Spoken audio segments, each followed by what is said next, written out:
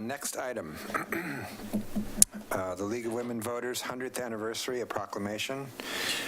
And this is going to be presented by the League of Women Voters of Clackamas County. I don't know who specific. It's apparently Marge Easley.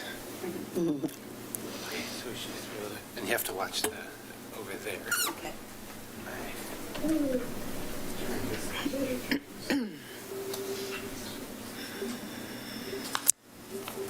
My mic is on? You need to pull it closer, maybe, yeah. Okay. My name is Marge Easley, and I'm here representing the League of Women Voters of Clackamas County. It's an honor to be here tonight, and I'm here along with several other very special members from this area, Lee Wells and June Routson. Cities and counties around the country are helping us celebrate the 100th anniversary of women's suffrage and the League of Women Voters, and tonight is Milwaukee's turn. This coming Friday, it will be 100 years ago that something special happened here in Oregon. Two local women, Mrs. Effie Simmons and Dr. Esther Pold Lovejoy, inspired by their recent attendance at the National American Women's Suffrage Association convention in Chicago, and by their leader, Carrie Chapman Catt, they organized the creation of the Oregon branch of the National League of Women Voters, which went on to become the organization that we know today. Later that year, on August 26, 1920, was the day after the ratification of the 19th Amendment was officially certified. Carrie Chapman Catt penned a message to her supporters and a charge to the women voters of the nation. And this is just part of the quotation. "The vote is the emblem of your equality, women of America, the guarantee of your liberty. That vote of yours has cost millions of dollars and the lives of thousands of women. Women have suffered agony of soul which you never can comprehend, that you and your daughters might inherit political freedom. That vote has been costly. Prize it." And now there's a video I want to show that kind of documents the League in Oregon. And I guess I started this way. How do I do this? The little triangle. I lost the cursor. Yeah, it kind of gets confusing. There it is. I'm sorry. No, you're good. Okay.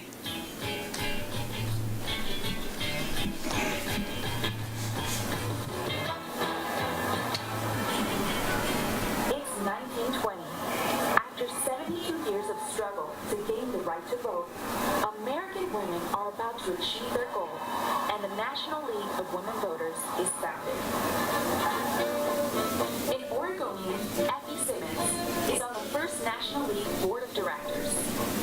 In the fall, the Oregon League begins forming local league groups around the state. So from its start, the league operates on three levels: national, state, and local. Early members studied issues. Today, we still conduct in-depth studies informing ourselves and the public. From our start, we advocated for better government policies.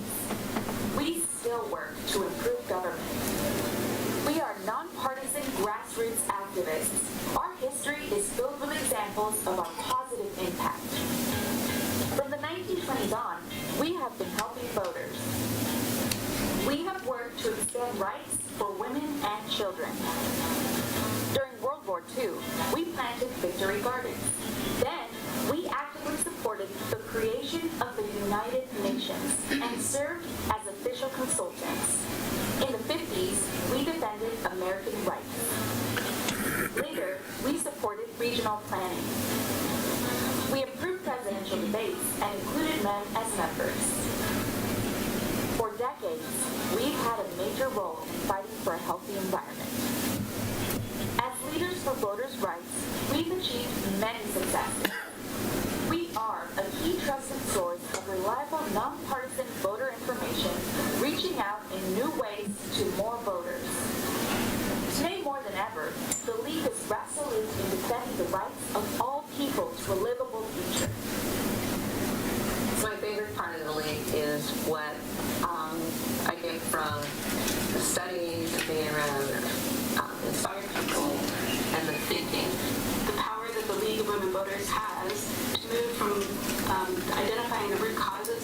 issue, to then being able to research and identify opportunities for education, and then moving that forward to real change through advocacy in our local communities. Our democracy is really important, and if we value that, we need to have people that are engaged. The League's involved in so many things. It's really exciting. Affordable housing and homelessness, Clean energy, funding for education. LNG, liquefied gas plants, women's reproductive health rights, the Hard Rock mining study. and we're working on cybersecurity and privacy. anything that you care about, whether it's social issues, economic issues, the environment can be or should be impacted by public policy. You find your niche and you take on more responsibilities and you just watch people grow as they do that. With the misinformation that has been just really a proponent of like social media and stuff, this is a really good area to find information that you can believe in.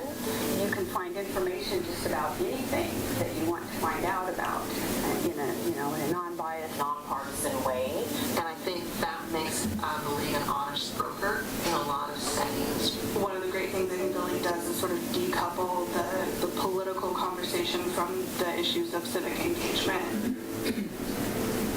What is the world going to look like in 50, 100 years? And how can what we do now as both individuals and a community, what can we do to affect that? You can go a lot farther and do a lot more if you're with other people who are excited and energized about the same thing.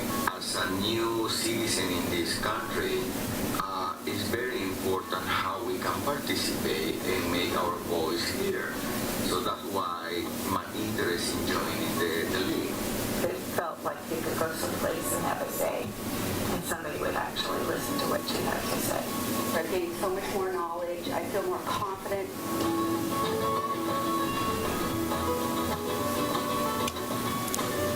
We need to integrate people from other communities. However you're going to come here, we're welcome. You're welcome, and we want your presence.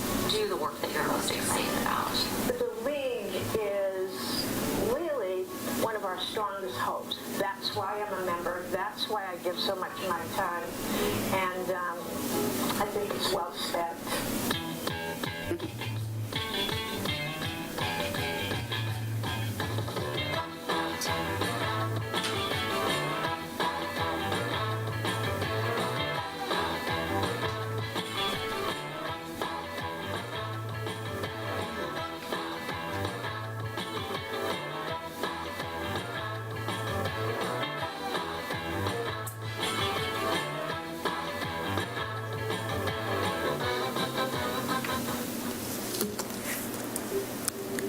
Thank you. Thank you. I have actually a couple of questions, if you Sure. don't mind. I'm curious if at the national level, Oregon is attempting to sway the entire country to use our vote, both our automatic voter registration system that we have, the motor voter law, and then the other piece would be our mail-in ballot system, which would alleviate all the games that are being played out there about making it harder and harder for people in certain segments to vote and things like that. Is that? This is something that we have been promoting at every National League convention since I can remember. We can't understand why other states don't use the Oregon way. The League were the chief petitioners on the Vote by Mail initiative when it passed, and so we are huge proponents, and we tout its benefits everywhere we go. Nice. Are you also looking at anything like ranked choice voting or star voting or any of those in some of the Yes, primary we are. processes? As a matter of fact, I'm involved in a voter summit that's going to happen in Lake Oswego on April 4th because they're looking at a possible change to ranked choice voting. And so other communities in, I think it's Benton County, has they did. looked at that.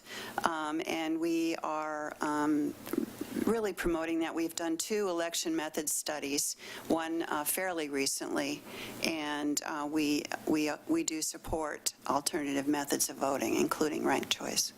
Nice. Excellent. Anybody else? No. All right, I have a proclamation to read. Whereas the League of Women Voters of Clackamas County has, since its founding in Milwaukee and Lake Oswego in 1955, made significant contributions to good local government through its nonpartisan community services activities and voter information programs. And whereas the year 2020 marks the 100th anniversary of the League in our nation and in the state of Oregon, and whereas the City Council of the City of Milwaukee appreciates and commends the League membership for outstanding public service in our community and urges broad public support of the League of Women Voters and its program objectives. Now, therefore, I, Mark Gamba, Mayor of the City of Milwaukee, a municipal corporation in the County of Clackamas in the state of Oregon, do hereby proclaim March 2020 to be League of Women Voters Month in Milwaukee in recognition of the League's 100 years of service. Thank you. Thank you very much. Thank you.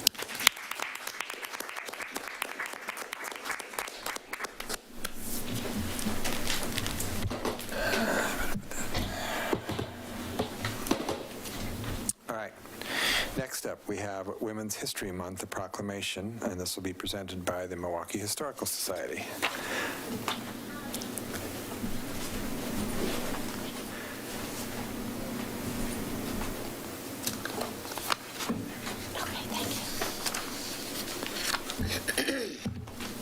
Thank you, Mayor, councilors, and city staff for letting Milwaukee Historical Society, owners and operators of the Milwaukee Museum, open Saturdays, 1 to 5 p.m., located at 3737 Southeast Adams Street, present for Women's History Month proclamation this evening.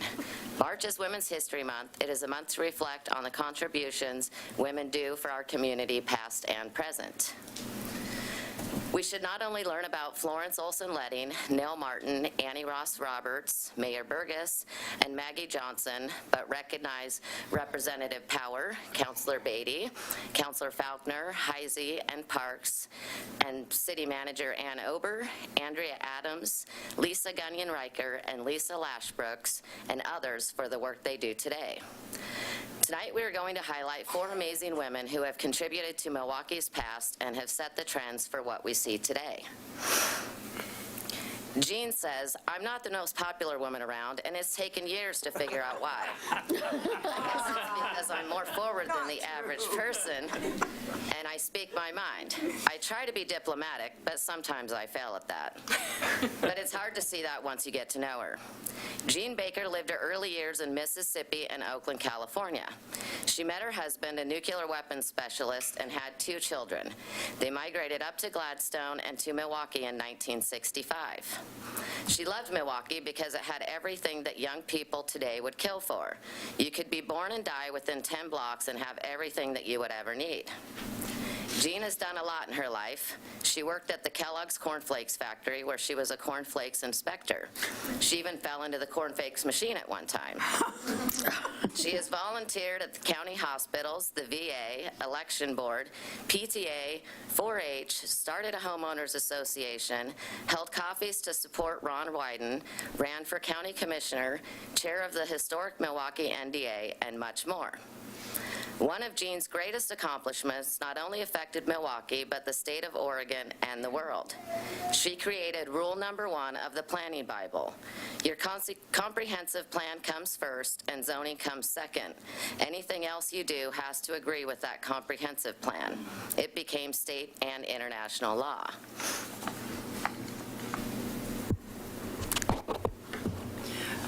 Enid says, one of the significant events, I believe, was when I was working at PNC Tool Company, and we would go to work and put together the tools that the Navy needed, and we would go home at the regular time of 5 o'clock.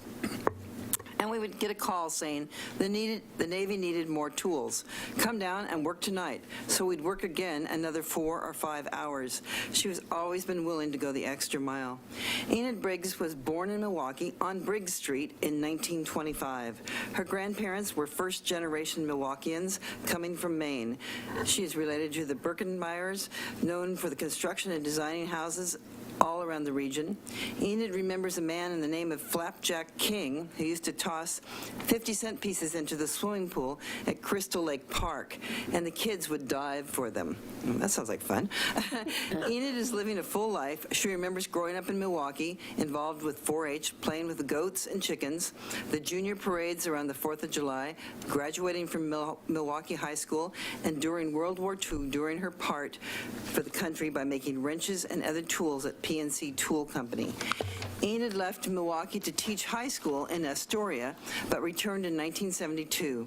Her family was one of the founders of the Milwaukee Historical Society, which is open Saturdays from 1 to 5. And she still sits on the board today. Enid's greatest contribution to our community is her knowledge of the past and her willingness to share it. She has taught all of us the history and the stories that make Milwaukee what it is today. Her 95 years of devotion to expounding our history still carries on today, as she still leads history tours to her fellow residents at Deerfield. In fact, she told me this evening that she has one scheduled for tomorrow. All right. June Ralston. June says some of us got concerned when we heard that the school district was going to sell the junior high grounds and tear down the building. And so we developed some community meetings, and finally, after some of these meetings, we talked the school district into not selling the building.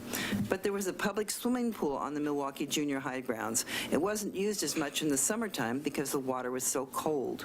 So after we got this project of saving the building, we got a group going to buy gas water heaters to heat the pool in the summertime. So that after that, it was used much more. This is a pattern with June getting things done. June Ralston spent her childhood in Oregon City and came to Milwaukee in 1949. She graduated journalism school and held positions at Oregon City Courier, Milwaukee Review, and the school district. When she was married, they moved into their first house in Ardenwald. The house was originally from Kellogg Park, our wartime housing complex. Her husband built a house off of Lake Road where they stayed until 1975, returning to Milwaukee in 2003. June began her volunteerism by becoming president of Milwaukee Grammar PTA. She joined League of Women's Voters, helping with voter registration and candidate fairs. She's a 50-year member. She was an original member of Milwaukee Parks and Beautification Committee, served on Clackamas Parks Board for 35 years. For her service, she has a building named after her at Barton Park. She's a founding member and former president of what is now called Clackamas College Community Foundation, raising money for scholarships. She still volunteers for League of Women Voters and Seasoned Adults Enrichment at Clackamas College. Besides her dedication to League of Women Voters, June's greatest contribution to Milwaukee is creating our first park. Her hard work, commitment, countless hours, and dedication with Milwaukee Parks and Beautification Committee led to the opening of Century Park on 35th and Edison. It was our first park and began our commitment for everyone to enjoy, play, and being outdoors. Carolyn Tomei. Carolyn says, a couple of women who lived across the street and I learned that the sewage treatment plant was going to expand into our neighborhood, and it was going to take several of these houses. Nobody knew that, but one of our neighbors found out. So the three of us formed our neighborhood association, and we got people involved, and we started fighting it, and we stopped it, so we thought that was really good. Doing good and helping others is a mantra for Carolyn. Carolyn Tomei was born in West Virginia, moved to California, then Medford, before planting her roots in Milwaukee over 50 years ago. In Medford, she became a foster parent and became interested in helping children. After moving to Milwaukee, she earned her master's degree in social work and began working with parents and children in foster care. She then worked at Portland Public Schools as a child development specialist, working with families and children. She has also acted in two movies, dozens of commercials, and in local theater. Carolyn started her volunteerism in Milwaukee by starting her neighborhoods association. She created Friends of Elk Rock Island, which then led a master plan for Spring Park. Then she got involved in local government, becoming a planning commissioner for the city of Milwaukee, then Milwaukee's city council member, then mayor of Milwaukee. Not to mention, she was also Oregon House 41 representative for 14 years. She still volunteers and is active in the Humanists of Greater Portland and her Island Station NDA. Carolyn has 3 great accomplishments that are now mainstays in Milwaukee. 1, she fought hard for light rail when she was on the city council and when she was mayor. 2, the beauty and protection of Elk Rock and Spring Park. 3, neighborhood district associations. These projects have led to what we see as Milwaukee today and what our future is anchored to. So Milwaukee Historical Society believes all our history is important to tell. All these facts and quotes came from our Women's History Project, which started in 2017. We recorded stories and accounts of over 25 women who created Milwaukee as it is today. We would like to remind everyone of the upcoming celebration of Black History tomorrow night at the Ledding Library, beginning at 6 p.m. 4 out of the 5 speakers tomorrow are women. Council President Angel Falconer, Libra Ford, Kim Moreland, and Dorothy Hadley. These are all leaders dedicated to social justice, inclusion, and expanding our knowledge of history. Even though we separate historical months into certain segments, they are all important to our city's history, and we all make history every day. Thank you, and now Mayor Gamba, please read your proclamation.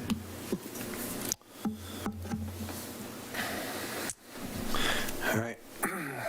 Whereas Milwaukee women of every race, class, and ethnic background have made historic contributions to the growth and strength of our city in countless ways, and whereas Milwaukee women have played and continue to play critical economic, cultural, and social roles in every sphere of the city by constituting a significant portion of the labor force working inside and outside the home.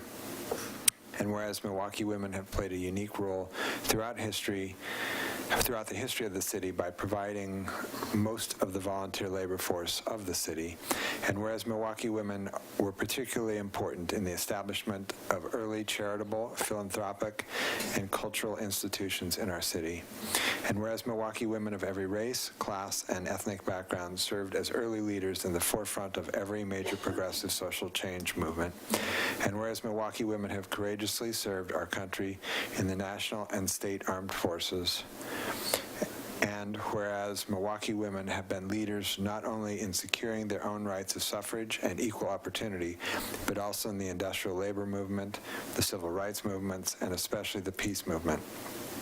And whereas, despite these contributions, the role of women in Milwaukee, Oregon, and our national histories has been overlooked and undervalued. Now, therefore, I, Mark Gamba, the mayor of the city of Milwaukee, a municipal corporation in the county of Clackamas in the state of Oregon, and with the full support and sponsorship of the Milwaukee Historical Society, do hereby proclaim March 2020 to be Women's History Month in Milwaukee, and do recommend its observance with appropriate programs, ceremonies, and activities. Mr. Mayor, if we could get a photo with you, the councilor, and the city manager with our special guests that were featured here. Sure. This evening, that would be wonderful. Grant, do you think that might be a good back? Yeah, that should work. Where are we going? In front of the screen that says Women's History Month.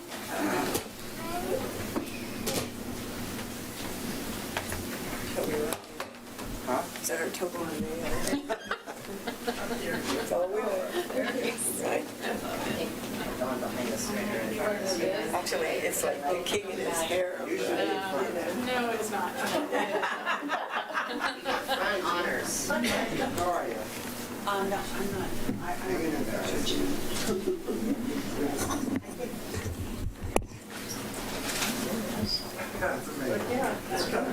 I know. I'm pretty good at this. Pretty good at this radio thing. What's it, yeah?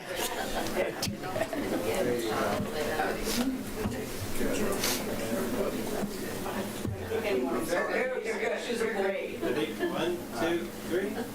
1, 2, 3. One more. 1, 2.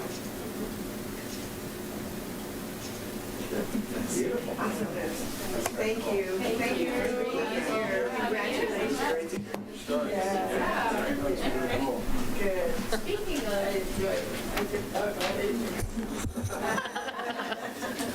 can someone tell us whether the interviews are going to be available online or somewhere where people can? We're getting closer. The person that was in charge of that project was not doing very well, and so we're trying to get out the pieces. Hopefully next March at the library, we'll have a big celebration to open it.